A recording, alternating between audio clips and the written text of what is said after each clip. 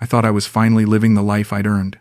I had her smile, her warmth, her love. But all along, I was just the cover story. I still hear her say, "Don't worry, I love only you." That was the night before I found out everything, and when I say everything, I mean everything. The bracelet caught the light from the night bazaar lanterns as Chalisa slipped it onto my wrist. Neville and Chalisa, she read the Thai engraving aloud, her fingers tracing the silver. Forever together. I felt something inside my chest crack open, something that had been sealed tight for 3 years since the divorce papers were signed back in Brisbane. "You didn't have to do this," I told her, but she pressed her finger to my lips. "Shh. I want to. You are good man, Neville. You deserve beautiful things." The way she said my name, soft and careful, like she was holding something precious. That's what got me. Every damn time. I wasn't going to sit down and relive this tonight, but a few days ago, I opened an email from a longtime viewer of this channel. He told me he'd been quietly watching for months, never leaving a comment, but always listening. And this time, he felt ready to share his own story. His words weren't polished, but they were raw. And reading them, I felt myself pulled back into places I'd tried to forget. First came shock, that hollow jolt when you realize another man has walked almost the exact same path. Then came sorrow, because I could feel the loneliness bleeding through his sentences, the same loneliness that once made me believe in promises too good to be true. And finally, there was gratitude. Gratitude that he trusted me enough to share it, and gratitude that maybe these confessions connect us in ways we can't always see. That's why I'm here again tonight. And before I go any further, I want to say thank you. To you, watching right now, please drop a comment and let me know where in the world you're tuning in from. I read every single one. And to those of you who keep coming back, video after video, this is my super thank you. You're the reason I can keep telling these stories, even when they cut deep. Please like this video, subscribe if you haven't already, and join the conversation below. Because tonight, I need to tell you everything. Let me take you back to where it all started. We walked through the maze of vendors, her small hand warm in mine. I couldn't stop looking at her. 32 years old, hair like black silk, and this smile that made me forget I was 54 and broken. The kind of smile that made me believe second chances were real. "You hungry?" she asked, tugging me toward a street food stall. The smell of grilled meat and spices filled the air. "I know good som tam here, very spicy, but you like spicy, yes?" I laughed. 6 months in Chiang Mai, and she still remembered everything I liked and didn't like. Sarah never remembered anything about me except what I owed in alimony. "Tell me something," Chalisa said as we sat on plastic stools, sharing papaya salad and sticky rice. The vendor's cart cast shadows across her face, but her eyes were bright. "What you think about when you look at me?" The question caught me off guard. Back home, conversations with women were minefields. Every word could be used against me later, but with Chalisa, everything felt safe. "I think about how quiet my head gets," I admitted. "For the first time in years, it's just quiet up there." She reached across the small table and touched my hand. "I see your heart, not your age." The words hit me like a physical thing. I had to look away because my eyes were stinging. 54 years old, and this beautiful woman was telling me she saw my heart. "You don't know how much I needed to hear that," I whispered. She squeezed my fingers. "I know, that's why I say it." We ate in comfortable silence after that, the noise of the market swirling around us, but it felt like we were in our own little bubble. Walking back to my apartment, I kept touching the bracelet. The metal was cool against my skin, solid and real. "Chalisa," I said as we stopped at her motorbike, "I know this might sound crazy, but I think I'm falling in love with you." She went very still. For a moment I thought I'd ruined everything, moved too fast, been too much. Then she stepped closer and kissed me, soft and sweet under the streetlight. "Not crazy," she whispered against my lips. "I think same thing too." I watched her drive away, her taillights disappearing into the traffic, and I knew my old life was dead. Whatever this was, wherever it led, I was all in. That night I lay in bed, touching the bracelet and thinking about her words. "I see your heart, not your age." In Australia, every woman I'd met since the divorce looked at me and saw a bitter ex-husband with trust issues and a bank account still bleeding from legal fees. But Chalisa saw something worth loving, something worth a silver bracelet with both our names engraved in her language. I fell asleep believing that maybe, just maybe, life was finally giving me something good. The dental clinic smelled like antiseptic and flowers. I was getting my teeth cleaned, just routine maintenance, when she walked past the open door. Black hair pulled back in a neat ponytail, crisp white blouse, that smile already in place. "Good morning," she said to the dentist in careful English, then looked at me. "You okay? Not too much pain?" Her voice was like warm honey. I knew right then I was in trouble. "I'm fine," I managed, though Dr. Somchai was scraping away at my molars. She smiled again and moved on, but I couldn't focus on anything else. When the cleaning was done, I lingered in the waiting area. She was behind the reception desk, typing something on an old computer. "Excuse me," I said, approaching the counter. "I wanted to thank you for asking about the pain. That was kind." She looked up, and I saw her eyes were actually amber, not brown like I'd thought. "Oh, you're welcome. First time in Thailand?" "6 weeks now," I admitted, still learning everything. "You live in Chiang Mai?" she asked, and I nodded. "I work here every day except Sunday. If you need help with anything, you can ask me." My English is not perfect, but I try. Something about the way she said it, humble and genuine, made me want to know more. "What's your name?" "Chalisa." "And you?" "Neville Morrison." She repeated it carefully, like she was memorizing it. "Nice to meet you, Neville Morrison." I started finding excuses to go back. A follow-up appointment I didn't really need. Questions about dental insurance that I could have Googled. Each time, Chalisa would greet me like an old friend, asking how I was settling in, if I'd tried certain restaurants, whether the rainy season was bothering me.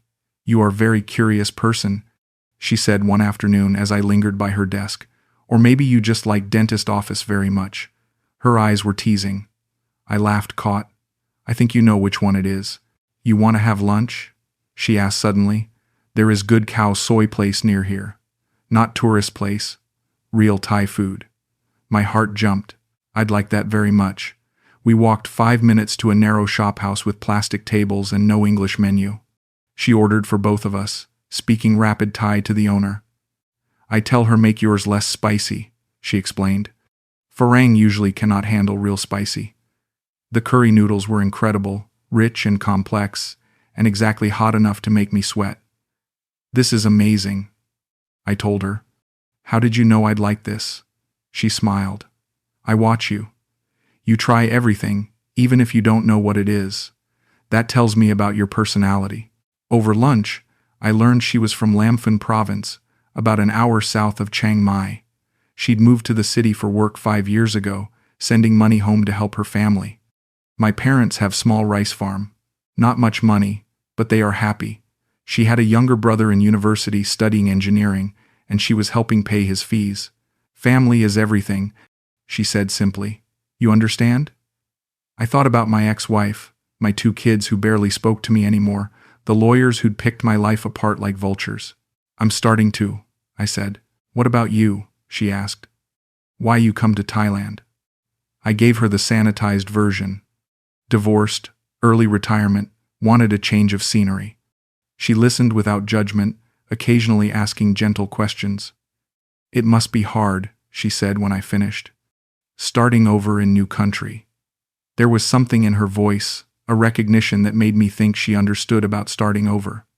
"Sometimes hard is good," I said. "Means you're moving forward?" She nodded seriously. "Yes. I think same." Walking back to the clinic, she stopped at a street vendor selling flowers. "For my desk," she explained, buying a small bunch of jasmine. The smell was intoxicating, sweet and clean. "In Thailand, we believe flowers bring good luck," she told me. "Maybe you need some luck too." She handed me a single white bloom. "For new beginning." I tucked it into my shirt pocket, feeling ridiculous and wonderful at the same time. That afternoon I sat in my apartment looking at the wilted flower and thinking about her words. New beginning. Maybe she was right. Maybe this was exactly what I needed. 3 weeks later, she agreed to dinner. A real date, not just lunch between her shifts.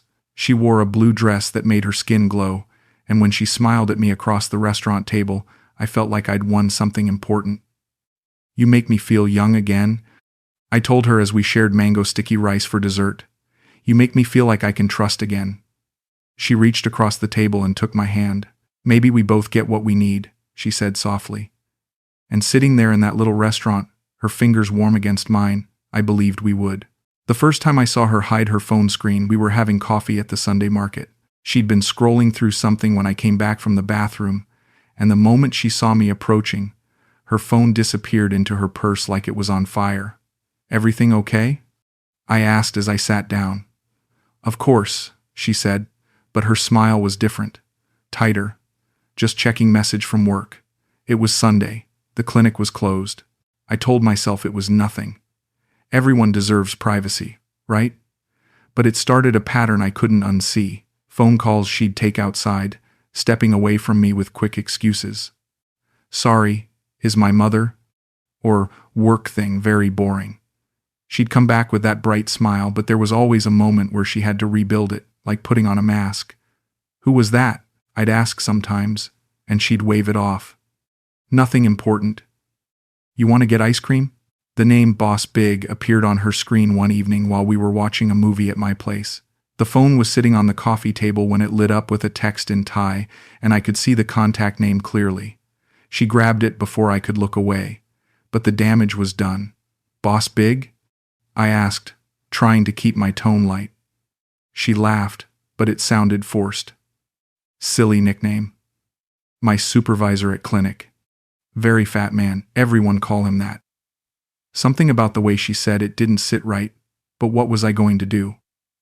Demand to see her phone like some jealous teenager? That's when the money request started. Small at first. Neville, I am so sorry to ask, but my brother need money for university books. Maybe you can help little bit? 5,000 baht, about $200 Australian. I gave it to her without thinking. Hell, I was spending more than that on dinners and hotels. You sure? She asked, but she was already tucking the cash into her purse. I pay back when I get salary. Don't worry about it, I told her. Family first, right? She kissed me then, soft and grateful, and I felt like a hero. The requests came more frequently after that. Her motorbike needed repairs. Her mother was sick and needed medicine. The dental clinic was behind on her salary. Always reasonable amounts, always with a story that tugged at my heartstrings, always with that mix of embarrassment and gratitude that made me feel important. You are too good to me, she'd say, counting the bills I handed her. I don't deserve such kind man. And I'd tell her she deserved everything good in the world, because that's what you do when you're falling in love with someone who seems to need you. But the phone thing kept bothering me. The way she'd angle it away from me when typing. The quick glances she'd give me to make sure I wasn't watching. The time she'd step outside to take calls, even when we were at her apartment. You getting a lot of work calls lately? I mentioned one evening as she came back inside after yet another mysterious conversation. Hospital very busy now, she said, not quite meeting my eyes. Many emergency. The clinic was attached to a small hospital, so it made sense, sort of. I started noticing other things too. How she never wanted to take photos with me when we were out in public. I look terrible today, she'd say, or maybe later when light is better. But later never came. Her social media presence was minimal, just a few pictures of food and flowers, nothing personal, no photos of us together, even though we'd been dating for 4 months. When I asked about it, she shrugged. I very private person, don't like show off on internet. There was the time we ran into some people she knew at a shopping mall. 3 Thai women about her age, chattering excitedly when they saw her. But the moment they spotted me standing beside her, the conversation died. One of them said something sharp in Thai, and Chalisa's face went red. She grabbed my arm and pulled me away quickly. Old friends, she explained when I asked. Very gossipy ladies. I don't want them talk about my business. The way she said it, like dating me, was something shameful, stung more than I wanted to admit. But then she'd do something sweet, like surprise me with my favorite som tam from that vendor near the night bazaar, or wear the silver bracelet I'd seen her admiring in the market, and all my doubts would melt away. You worry too much, she'd say, reading my face. I know you have bad experience before, but I am not like other women. I am here because I want to be, not because I have to be.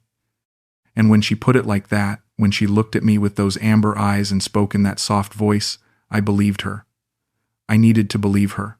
Looking back, I think I knew something was wrong even then. The little inconsistencies, the careful way she parceled out information about her life, the way she never invited me to meet her family even though I'd mentioned wanting to visit Lamb Fun. But I was 54 and lonely, and she made me feel alive in a way I hadn't felt in years. So I ignored the red flags and told myself I was being paranoid. Love makes you stupid, they say. They're not wrong. The message that changed everything came while she was in the shower. We'd spent the afternoon at the zoo, taking silly photos with the elephants, sharing pad thai from a vendor outside the gates. Normal couple stuff. Happy couple stuff. She'd been relaxed and affectionate all day, holding my hand, laughing at my terrible attempts at Thai pronunciation. We came back to my apartment tired and happy, and she'd headed for the shower while I ordered dinner from our favorite restaurant. Her phone was charging on the bedside table when it lit up. I wasn't trying to spy. I was lying on the bed, scrolling through the photos we'd taken, when the notification sound made me look over. The message was in Thai, just a few words I couldn't read, but at the end was a clear red heart emoji. Then another message from the same number, and another heart. My stomach dropped like I was on a roller coaster. I stared at the screen until it went dark, my mind racing. It could be innocent. A friend, a cousin. People used heart emojis all the time, right? But something about seeing those hearts, knowing someone else was sending them to the woman I was falling in love with, made me feel sick. The shower was still running. I could hear Chalisa humming, happy and content, while I sat there staring at her phone like it was a bomb about to explode. When she came out, towel wrapped around her, hair dripping wet, I was still sitting there trying to figure out what to say. Dinner will be here in 20 minutes. I managed, my voice sounding strange even to me. Perfect timing, she said, kissing the top of my head as she walked past to get dressed. I am so hungry I could eat elephant. It was something she always said, her little joke, but today it just sounded like noise. Your phone was buzzing, I said, as she pulled on jeans and a t-shirt. Someone was texting you. She glanced at the phone but didn't pick it up. Probably spam message. I get many advertising texts. She said it casually, but I caught the way her shoulders tensed. Looked like it might be important, I pressed. Had some heart emojis. The change in her was immediate. The easy smile vanished, replaced by something colder. You read my messages? The screen was lit up, I said quickly. I didn't read anything. I just saw the emojis. She picked up the phone and checked it, her back turned to me. Whatever she read made her jaw tighten. You don't trust me? She asked, not looking at me. Of course I trust you, I said, but it sounded weak even to my ears. I just wondered who was texting hearts to my girlfriend. The word girlfriend felt clumsy and possessive as soon as I said it. She turned around then, and her eyes were different. Harder. I told you before, Neville. I don't like jealous men. I had boyfriend before who always want to check my phone, follow me everywhere, make me feel like prisoner. I will not live that way again. Her voice was calm, but there was steel underneath it. If you cannot trust me, maybe this is not working. The threat hung in the air between us like smoke.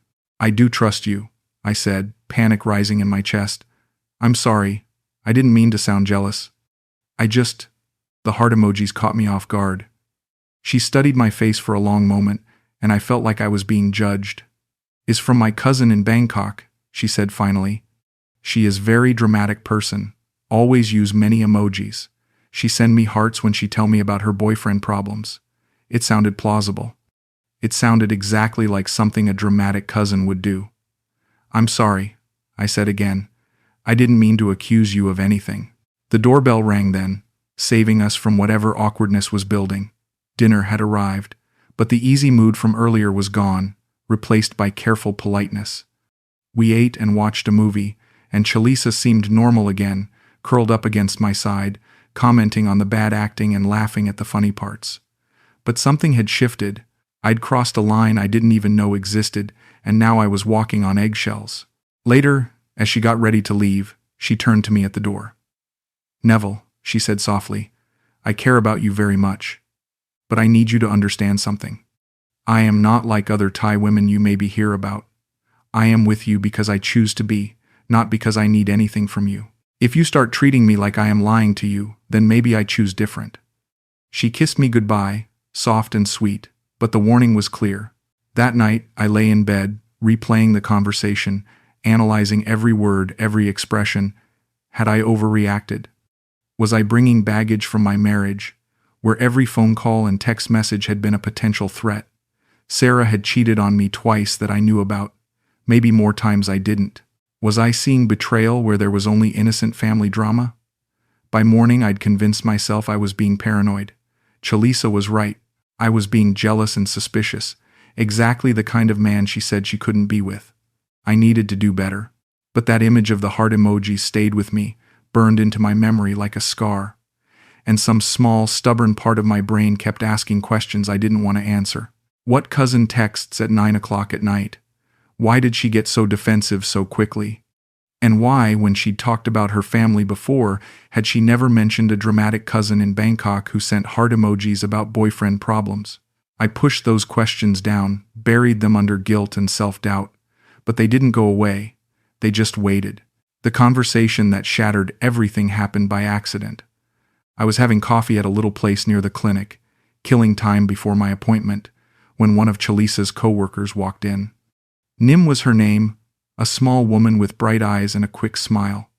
She'd seen me at the clinic a few times, always friendly, always ready with a wave and a cheerful hello in broken English. "Oh, hello," she said, spotting me at a corner table. "You are Chalisa's foreign boyfriend, yes?" The way she said it, like it was common knowledge, made me pause. Foreign boyfriend. Not boyfriend. Foreign boyfriend, like that was a category, a type. "Yes," I said, gesturing to the empty chair across from me. "Would you like to sit?" She glanced around nervously, then sat down quickly. "I have only few minutes. Dr. Somchai expect me back soon. How long have you worked with Chalisa?" I asked, making conversation. Nim's English was limited, but she was enthusiastic. 2 years now. She very good worker, very smart. She leaned forward conspiratorially. She tell me about you many time. Say you very kind man, very generous. Something about the way she said generous made my skin prickle. She talks about me at work? Oh yes, Nim nodded. All the girls know about foreign boyfriend who take care of her. We all little bit jealous. The words hit me like ice water. Foreign boyfriend who take care of her. What do you mean, takes care of her? I asked, trying to keep my voice casual. Nim's face changed like she suddenly realized she'd said something wrong. Oh, I mean, you know, you are together, so. She was backpedaling fast, but the damage was done. Nim, I said gently, when you said foreign boyfriend, did you mean I'm not her only boyfriend? The silence that followed was deafening.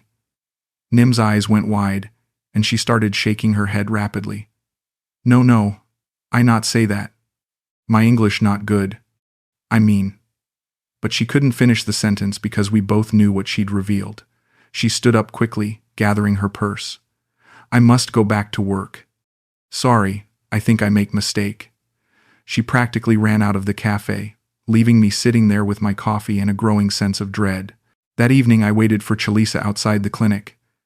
She came out at 6 sharp, same as always, but when she saw me her smile faltered for just a second. Surprise, I said, forcing cheerfulness into my voice. Thought I'd walk you to your bike. That's sweet, she said, but she seemed tense. How was your day? As we walked, I told her about running into Nim, keeping the details vague. She seems nice, I said. We had coffee.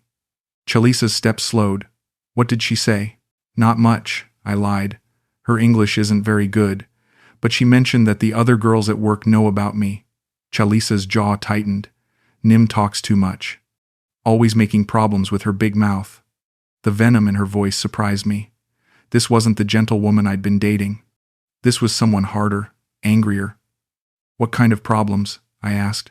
Nothing, she said quickly. Just office gossip. Women always gossip. We reached her motorbike, and she started putting on her helmet. I could feel the moment slipping away, could feel her preparing to escape. Chalisa, I said, putting my hand on her arm. I need to ask you something, and I need you to be honest with me. She went very still. When Nim called me your foreign boyfriend, it sounded like she was being specific. Like there might be other kinds of boyfriends. The words hung in the air between us like a challenge. Her face transformed. The sweet, gentle mask fell away, replaced by something cold and furious. You think I am lying to you? You think I am some bar girl who have many men? Her voice was rising, attracting attention from people walking past. That's not what I said, I replied, trying to keep calm. I just want to understand what she meant. You want to understand? She spat. I tell you what I understand. I understand you don't trust me. I understand you think I am like those women who sell themselves to foreign men. Chalisa, please, I said, reaching for her. But she stepped back. Don't touch me. If you believe I am liar, then maybe you don't deserve to touch me. There were tears in her eyes now, but they looked like angry tears, not sad ones. You are just like all the others. You think because I am Thai woman and you are foreign man, I must be using you. You think I cannot love you for real. She was on her bike now, engine started, ready to flee. That's not what I think, I called out, but she was already pulling away. Wait, but she was gone, disappeared into the evening traffic, leaving me standing on the sidewalk feeling like the world's biggest asshole. Had I just accused the woman I loved of cheating based on one misunderstood conversation with her coworker? Had I let my own insecurities destroy the best thing in my life? She didn't answer my calls that night, or the next day, or the day after that. Her phone went straight to voicemail. I went to the clinic, but they said she'd taken leave for a family emergency. I sent text after text, each one more desperate than the last. I'm sorry. Please talk to me. I didn't mean to hurt you. Nothing. Radio silence. By the third day I was losing my mind. I barely slept, couldn't eat, kept replaying the conversation over and over, wondering what I could have said differently. On the fourth day, she showed up at my apartment. Her eyes were red and puffy, and she looked like she hadn't slept either. Can I come in? She asked quietly. I practically pulled her inside, relief flooding through me like a drug.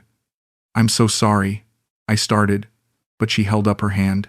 My mother is in hospital, she said, and fresh tears started flowing. Very sick. Maybe she will die. I have been with her in Lam Fun for 3 days. The guilt hit me like a physical blow. While I'd been nursing my wounded pride, she'd been dealing with a family crisis. Oh God, Chalisa, I'm so sorry, I said, pulling her into my arms. She felt so small and fragile against my chest. Is she okay? What happened? Heart problems, she whispered into my shirt. Doctors say she need operation, but very expensive. I don't know what to do. I held her tighter, stroking her hair, feeling like the worst person in the world. We'll figure it out, I promised. Whatever she needs, we'll find a way. She pulled back and looked at me with those amber eyes, now swimming with tears. You still want help me? Even after what you think about me? I don't think anything bad about you, I said, meaning every word. I was scared and stupid, and I let my past mess with my head. You're the best thing that's ever happened to me. She searched my face, and whatever she saw there seemed to satisfy her. I love you, Neville, she said softly. I know you have been hurt before, but I would never hurt you. Not like that. We held each other in my little apartment, and I felt like I'd been given a second chance I didn't deserve. But later, after she'd gone home to rest, I found myself thinking about the conversation with Nim, foreign boyfriend, the way she'd said it, like it was a job title, and Chalisa's reaction, so quick to anger, so ready with accusations about what I thought of Thai women. It felt practiced, like she'd had this fight before. I pushed the thoughts away, focused on what mattered. Her mother was sick. She needed my support, not my suspicion. Whatever Nim had meant, whatever I thought I'd heard, it didn't matter now. Chalisa needed me, and I was going to be there for her. The hospital bills were worse than I'd imagined. Chalisa brought me a folder thick with medical documents and estimates, all in Thai script that might as well have been hieroglyphics to me. 200,000 baht, she said quietly, sitting across from me at my kitchen table, for the surgery and recovery time. 8,000 Australian dollars. More money than I'd spent on anything since moving to Thailand, but not impossible. Not for the woman I loved. We'll manage it, I said, reaching across the table to squeeze her hand. I can transfer money from my Australian account. It might take a few days, but we'll get it sorted. She looked up at me with those amber eyes. now filled with a mix of gratitude and something else I couldn't quite identify. You would do that? For my mother? For me? Of course, I said. That's what people do for the ones they love. She started crying then, quiet tears that made my chest ache. I don't deserve you, she whispered. But as we worked through the logistics over the next few days, a new opportunity presented itself. Chalisa had been looking at apartments closer to the hospital, somewhere she could stay while caring for her mother after the surgery. The problem is, landlords want 3 months deposit plus first month rent, she explained, and reference from bank proof of income. Very difficult for me. We were having dinner at a small restaurant near the hospital, planning the surgery timeline, when she brought up the condo. My friend at work, she tell me about place for sale instead of rent, she said, pushing pad CEU around her plate. Owner is desperate to sell because he moved to America. Very good price and location perfect for hospital visits. She showed me photos on her phone. A modern 1-bedroom unit in a nice building, fully furnished, about 10 minutes from the hospital. How much? I asked. 400,000 baht, she said. But if we buy instead of rent, is investment. When my mother is better, we can sell again, maybe make profit. The math was tempting. 16,000 Australian dollars for a property we could potentially flip, versus paying rent for months with nothing to show for it. We? I asked carefully. You want to buy it together? She blushed, suddenly looking younger. I know is big step, but I think maybe we are ready for big steps. You and me. The way she said it, shy and hopeful, made my heart race. Are you asking me to move in with you? Maybe, she said, smiling that devastating smile. If you want. We are together every night anyway. Maybe time to make it official. The idea was intoxicating. Our own place. No more her leaving at midnight, no more split time between 2 apartments. A real relationship, the kind where you shared a bathroom and argued about whose turn it was to buy groceries. But it would have to be in your name, I said, the practical side of my brain kicking in. I'm not a permanent resident. I can't own property here. Yes, she agreed. Legal requirement, but we both know is our place together, our investment. Looking back, I can see how carefully she played it. The urgency of her mother's medical bills, the practical benefits of buying versus renting, the emotional appeal of taking our relationship to the next level. But at the time, sitting in that restaurant watching her trace the rim of her water glass with one finger, all I could think about was waking up next to her every morning. Okay, I said. Let's do it. Her face lit up like I'd just proposed marriage. Really? You are sure? I'm sure, I said, and meant it. The paperwork was a nightmare. Everything had to be translated, notarized, approved by multiple government offices. I spent days shuttling between banks, law offices, and real estate agencies, signing documents I couldn't read while Chalisa translated and assured me everything was standard. This part says you provide funds for purchase, she'd explain, pointing to a paragraph of dense Thai text. This part confirms I am legal owner. Very normal for foreign investment. My Australian bank required additional verification for such a large international transfer. Phone calls, security questions, explanations of why I needed to send $20,000 to a Thai bank account. Property investment, I told them. My girlfriend is handling the local paperwork. The bank officer sounded skeptical, ran me through the standard warnings about overseas scams and fraud, but eventually processed the transfer. I watched my account balance drop by $20,000 and felt a mix of excitement and terror. The day we got the keys, Chalisa was practically glowing with happiness. She'd never owned property before, she told me. Her family had always been renters, moving when landlords raised rates or sold to developers. Now I have real home, she said, walking through the empty rooms like she was in a dream. We have real home. She was beautiful in that moment, spinning around the living room with her arms outstretched, and I felt like a king for being able to give her that joy. We moved in gradually over the next week. My things first, since I was between leases anyway. Her belongings came in small batches, a few clothes and personal items at a time. Most of my stuff is junk anyway, she said when I asked about the sparse boxes. I want fresh start. New life with you. The sentiment was romantic. but something nagged at me about how little she actually brought. For someone who'd been living independently for 5 years, her possessions seemed almost minimal. But those concerns faded as we settled into domestic life. Morning coffee on the small balcony, evening walks around the neighborhood, lazy Sunday afternoons watching movies on the couch we'd bought together. Chalisa threw herself into making the place feel like home, buying plants and artwork, learning to cook my favorite Australian dishes. "You like?" she'd ask, presenting a slightly burned attempt at meat pies. "Is not perfect, but I am learning." It was perfect, or close enough to perfect, that the difference didn't matter. The surgery for her mother went well, according to Chalisa.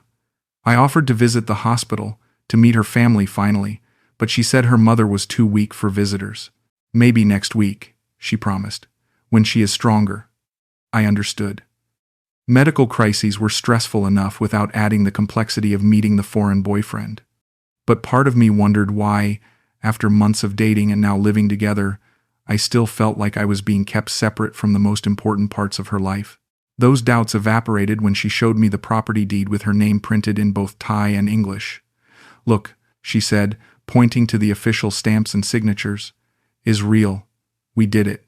She was so proud, so happy, that I couldn't help but feel proud too. We'd taken a leap together, made a real commitment. This wasn't just dating anymore. This was building a life. But 3 days after we'd fully moved in, everything changed. I woke up that Tuesday morning to find her side of the bed empty and cold. Her coffee cup wasn't in the sink, her toothbrush wasn't in the bathroom. I called her name, thinking maybe she'd gone for an early walk, but the silence that came back felt wrong, heavy. Final, her phone went straight to voicemail. The clinic said she'd called in sick. By evening, when she still hadn't returned any of my messages, I started to panic. Had something happened to her mother? Had there been an accident? I paced the apartment we'd just made into a home, calling her number over and over, leaving increasingly desperate voicemails. "Please, just let me know you're okay." I begged the machine. "I'm worried sick." She didn't come home that night, or the next, or the next. By the end of the week, I was going crazy. I went to the clinic every day, but they told me she was on extended leave for a family emergency. I drove to Lamphun, to the address she'd given me for her family's farm, but the directions led me to an empty field. No house, no farm, nothing but rice paddies stretching to the horizon. I asked at the local village office, showed them her photo, but no one recognized her. That's when the first cold fingers of real fear started creeping up my spine. I'd put $20,000 into a property that was legally hers. I was living in a condo I couldn't own, registered to a woman who'd apparently vanished into thin air. For the first time since I'd met her, I allowed myself to consider the possibility that I'd been played, that everything I thought I knew about Chalisa might be a lie. The private investigator's office smelled like cigarettes and instant coffee. Kun Somphong was a small, tired-looking man with kind eyes and the patient manner of someone who'd heard every story Bangkok had to offer. "Foreign man, Thai girlfriend, money missing," he said when I finished explaining my situation. "Very common case, I'm afraid." The way he said it, like I was just another statistic, made my stomach clench. "I don't think she's a scammer," I said, even as doubt gnawed at me. We lived together. She cared about me. I could see it in her eyes. Kun Somphong nodded sympathetically. "Love and business not always different things in Thailand," he said gently. "Sometimes is both. Sometimes person can care for you and still lie to you. People are complicated." He quoted his fee. 5,000 baht per day plus expenses. And I agreed immediately. I had to know the truth, whatever it cost. "I need photo of this woman," he said, pulling out a worn notebook. "Full name, ID number if you have, any family information, workplace, friends." I realized how little concrete information I actually had. I knew her first name, where she worked, vague details about a family farm that apparently didn't exist. "She never showed you Thai ID card?" he asked, frowning. "Never wanted you to meet family?" Each shake of my head made his frown deepen. "What about bank records? Property documents? Marriage certificate? Marriage certificate?" I said, confused. "We're not married." "No," he said patiently. "I mean, does she have marriage certificate with someone else?" The question hit me like a physical blow. It had never occurred to me to wonder if Chalisa was already married. Is that common? I asked, my voice barely a whisper. Very common, he said sadly. Thai law allow multiple wives unofficially. Many women marry Thai man for family reasons, have foreign boyfriend for financial reasons. The investigation took 3 days. 3 days of waiting and pacing and imagining the worst. Kun Somfong called me on Friday morning and asked me to come to his office. I have information, he said simply. Better you see in person. I barely remember the motorbike ride across the city. My hands were shaking so badly I could hardly hold on to the handlebars. The manila folder he handed me contained photocopies of official documents, all in Thai with English translations clipped to each page. Marriage certificate, dated 3 years ago. Property records showing the condo registered solely in her name. Bank statements showing regular deposits from multiple sources. And photos. Surveillance photos of Chalisa with a Thai man, holding hands, kissing, looking very much like a couple in love. His name is Thawat Jindamani, Kun Somfong explained as I stared at the photos. Age 38, owns small construction business in Lamphun. They married in Buddhist ceremony 3 years ago, lived together in house he built near his mother's property. He pointed to another photo. This is their house. Real address in Lamphun, not farm address she give you. My brain felt like it was short-circuiting. But she told me she was single. She lived with me. We bought the condo together. Condo is registered only in her name, he said gently. Your money is gift, legally speaking. No record of your contribution. He showed me the bank records. Deposits from T. Jindamani, monthly amounts that looked like household money. Deposits from N. Morrison, me, the generous foreign boyfriend, and deposits from 2 other foreign names I didn't recognize. How many of us are there? I asked, my voice hollow. Hard to say exactly. Bank records show at least 3 foreign men making regular payments over past 2 years. Maybe more who pay cash. He leaned forward, his eyes kind but serious. Mr. Morrison, you must understand. This is not an unusual situation. Many Thai women have what we call portfolio relationship. One husband for family respect, multiple foreign boyfriends for financial security. I felt like I was going to vomit. The room seemed to spin around me as the implications sank in. Every sweet word, every loving gesture, every moment of intimacy had been a performance. A job. Did she ever love me? I asked, though I already knew the answer. That is question only she can answer. Kun Somfong said diplomatically. But in my experience, business and emotion often mix together. Maybe she cared for you in some way. But primary motivation is always money. The final document in the folder was a timeline he'd constructed. Days when she'd been with me matched up with periods when her husband was traveling for work. The family emergencies that had kept her away from me corresponded exactly with times when he was home. Even our relationship had been scheduled around her real life, her real love, her real commitments. I'm sorry, Kun Somfong said as I sat there staring at the evidence of my own stupidity. I know this is painful, but better you know truth than continue living in lie. He was right, but the truth felt like swallowing broken glass. Everything I'd believed about my new life, my second chance at love, my future with Chalisa, all of it was fiction. I was just another lonely foreigner whose desperation had been monetized by a woman who was very, very good at her job. I stumbled out of his office and into the Bangkok heat, clutching the folder like it was evidence of a crime. Which, I supposed it was, the crime of being a fool. The crime of believing that love could be real just because I needed it to be. $20,000 poorer and infinitely wiser, I finally understood what everyone had been trying to tell me about Thailand. Not everyone was trying to scam you, but if you were lonely and desperate enough, you'd never see the scam coming. I sat in an internet cafe in Sukhumvit, staring at the message I'd typed and retyped a dozen times. 3 weeks had passed since I'd gotten the investigator's report. 3 weeks of sleepless nights, of walking around Bangkok like a ghost, of trying to process the complete destruction of everything I'd believed about my life. Finally, I'd worked up the courage to send one final message to the woman I'd thought I loved.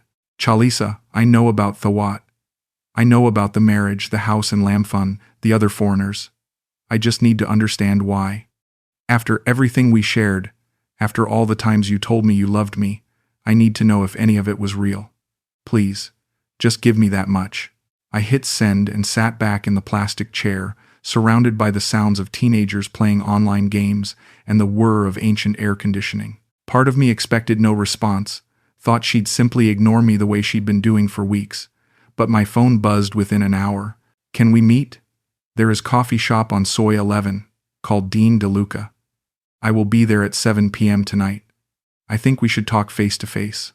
My hands were shaking as I read the message. After all this time, all the silence, she wanted to meet. Part of me was terrified. What if seeing her made all the pain come flooding back? What if her explanations somehow made sense and I found myself believing her again? But I had to go. I had to hear whatever she had to say, even if it destroyed me completely. She was already there when I arrived, sitting at a corner table with her back to the wall.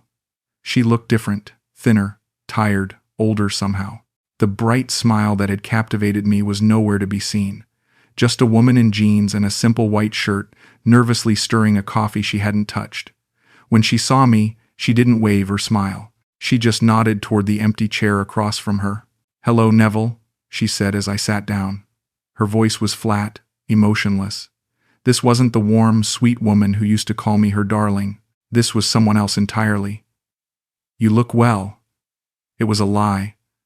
I looked like hell and we both knew it. 3 weeks of barely eating and sleeping had left me gaunt and hollow-eyed. "I can't say the same about you," I replied. "You look like you've seen better days." "I have seen better days," she said simply. "Life is more complicated now." She took a sip of her coffee, grimaced, pushed it away. "You hire private investigator." It wasn't a question. "Yes," I said. "When someone you love disappears without explanation, you tend to go looking for answers." She flinched at the word love but didn't deny it. "What did he tell you?" "Everything," I said. "Your husband, your real address, the other men, all of it." She was quiet for a long moment, staring at her hands folded on the table. When she looked up, her eyes were different than I remembered. Harder. More calculating. "So now you know," she said. "What do you want from me? You want me to say sorry? You want your money back? You want me to explain why I am such a terrible person?" There was bitterness in her voice, but underneath it I could hear something else. Fear, maybe. Or exhaustion. "I want to understand," I said. "I want to know if any of it was real. The things you said to me, the way you looked at me, the time we spent together. Was I just a job to you?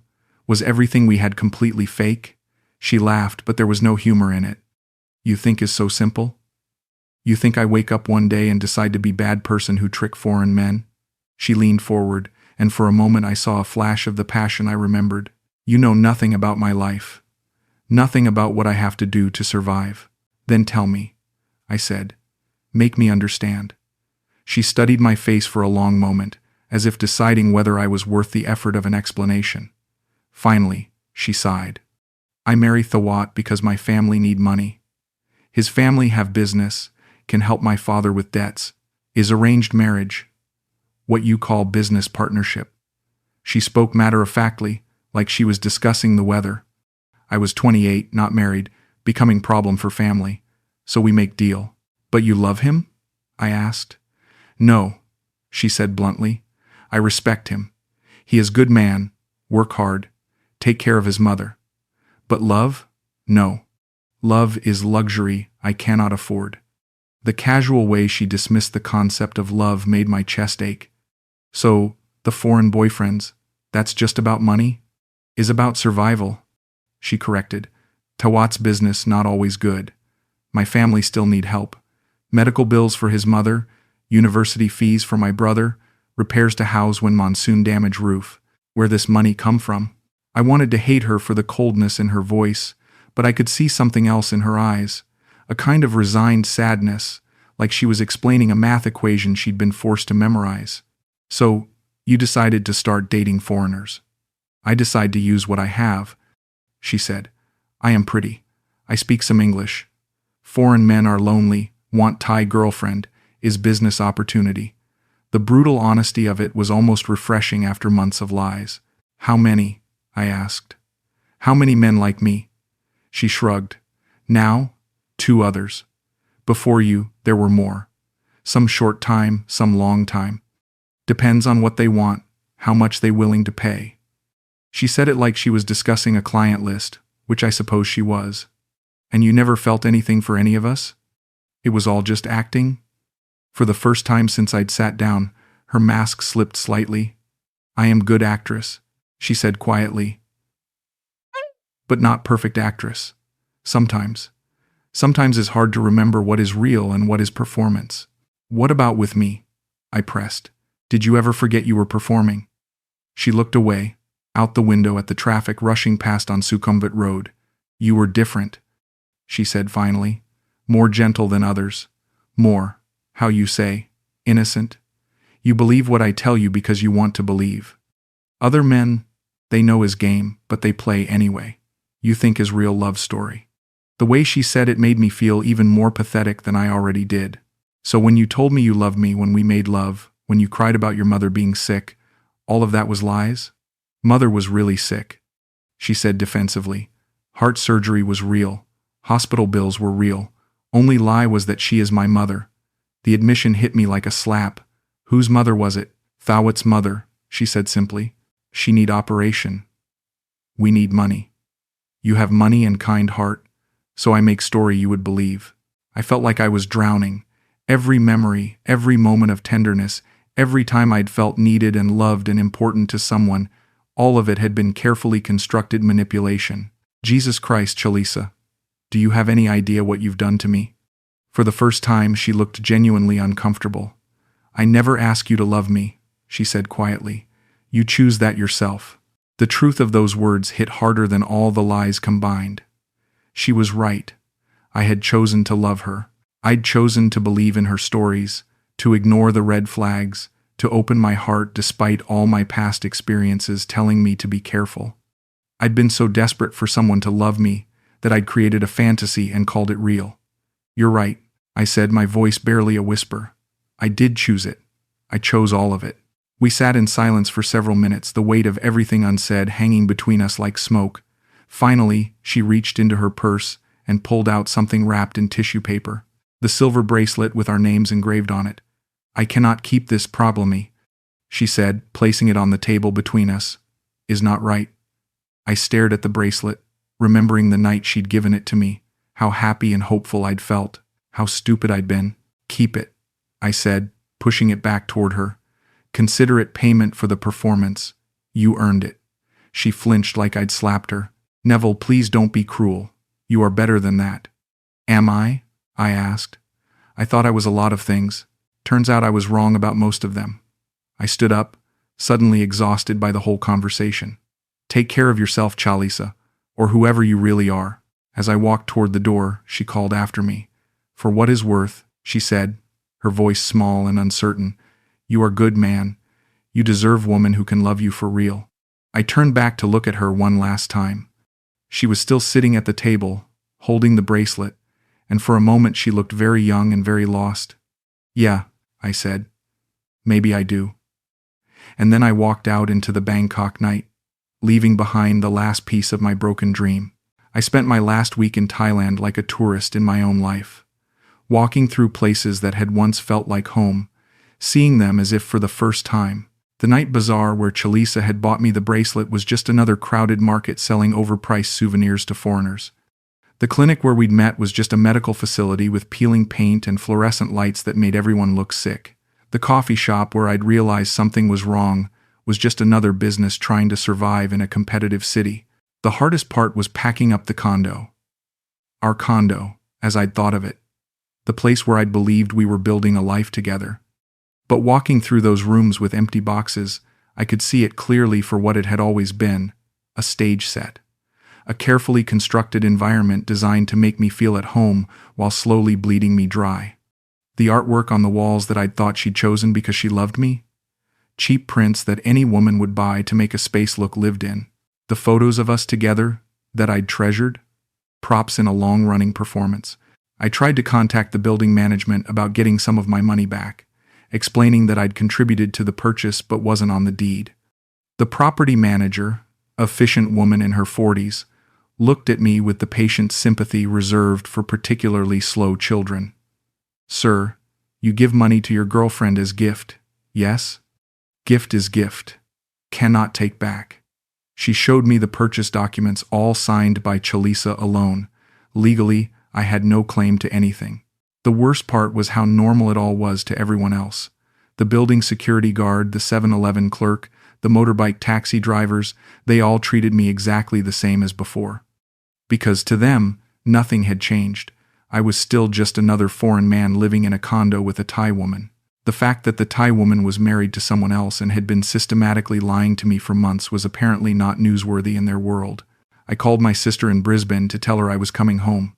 "I thought you were happy there," she said, confusion clear in her voice. "You sounded so good the last time we talked. What happened? How do you explain to someone that your entire life had been an elaborate con? That the woman you'd fallen in love with was married to someone else and that you'd been financially supporting her real family without knowing it?" "It didn't work out," I said simply. "The relationship ended." "Oh, Neville," she said, and I could hear the pity in her voice. "I'm sorry. Do you want to talk about it?" "Not really," I said. "I just need to come home and figure out what's next." She offered to pick me up from the airport, to let me stay in her spare room until I found a place. All the things loving sisters do when their brothers' lives fall apart. I accepted gratefully, though part of me wondered if I'd ever feel at home anywhere again. My last night in Chiang Mai, I walked through the city center one more time. The streets were crowded with tourists and expats, all of them laughing and drinking and falling in love with Thailand the way I had. I wanted to warn them, to tell them to be careful, to explain that not everything that looks like love actually is love. But I didn't. They wouldn't have listened anyway. I hadn't listened to the warnings people had tried to give me. I ended up at the temple we'd visited together, Wat Phra Singh, where Chalisa had told me about making merit and gaining good karma through generous actions. "Buddha teaches that attachment is source of suffering," she'd said, lighting incense sticks with reverent concentration. "Must learn to love without grasping." At the time, I'd thought she was sharing some profound wisdom about relationships. Now I wondered if she'd been trying to tell me something else entirely. The temple was quieter at night, just a few tourists and locals making late prayers. I sat on a bench in the courtyard and tried to make sense of everything that had happened. 6 months ago, I'd been a bitter divorced man hiding in Thailand because I couldn't face rebuilding my life in Australia. Now I was still bitter and divorced, but I was also $20,000 poorer and infinitely more aware of my own capacity for self-deception. But something else had changed too. The sharp edge of anger that had driven me to Thailand in the first place was gone. The rage at Sarah for cheating, at the lawyers for bleeding me dry, at the whole system for being stacked against men like me, it all felt distant now, like someone else's problems. Maybe Chalisa had taught me something after all, though probably not what she'd intended. Maybe losing everything you think you want is the only way to figure out what you actually need. On the plane to Brisbane, I took out the silver bracelet one last time. I'd kept it despite everything, though I couldn't say exactly why. Maybe as a reminder of my own stupidity. Maybe as proof that the whole thing had actually happened. Or maybe just because it was beautiful. And beauty doesn't stop being beautiful just because it comes wrapped in lies. The flight attendant, a cheerful Australian woman about my daughter's age, noticed me holding it. "That's lovely," she said as she served my dinner. "Special significance?" I looked at the engraving, our names in Thai script that I'd never learned to read. "Yeah," I said. "It reminds me of something important I learned." "What's that?" she asked, genuinely curious. I thought about it for a moment, watching the clouds pass below us as Thailand disappeared behind us forever. "That love isn't something you can buy," I said finally. "And it's not something you can earn by being generous or kind or helpful. It's either there or it isn't. And if you have to work that hard to convince someone to love you, they probably don't." She smiled sympathetically. "Sounds like you learned that lesson the hard way." "The hardest way possible," I agreed. But I learned it. As the plane carried me back to a country I'd tried to leave behind, I found myself thinking about Chalisa's final words to me. "You are good, man. You deserve woman who can love you for real." She was right about the first part, I thought. I was a good man. Not perfect, not without flaws, but fundamentally decent. The mistake I'd made wasn't in trusting her. It was in not trusting myself enough to walk away when things didn't feel right. Maybe that was the real lesson here. Not that Thai women were untrustworthy, or that foreign relationships were doomed, or that love itself was impossible. Maybe the lesson was simpler than that. Maybe it was just that you can't build a real life on a foundation of lies, no matter how much you want to believe the lies are true. And maybe, if you're lucky enough to survive, having everything you thought you wanted stripped away, you get a chance to figure out what you actually need. The bracelet went into my carry-on bag, and I settled back for the long flight home. Tomorrow I'd have to start over again, figure out where to live and what to do with the rest of my life. But for the first time in months, the idea didn't terrify me. I'd survived Sarah's betrayal, survived the divorce, survived having my heart broken by a woman who'd never loved me at all. I was stronger than I'd thought, more resilient than I'd given myself credit for. And somewhere out there, maybe there really was a woman who could love me for real. Not for my bank account or my passport or my willingness to solve her problems, but for the man I actually was underneath all the desperation and loneliness. It might take a while to find her, and it might take even longer to trust myself enough to recognize her when I did. But for the first time in years, I believed it was possible. The plane flew on through the night, carrying me back to a life I'd have to rebuild from scratch. But this time, I thought, I might actually know what I was doing.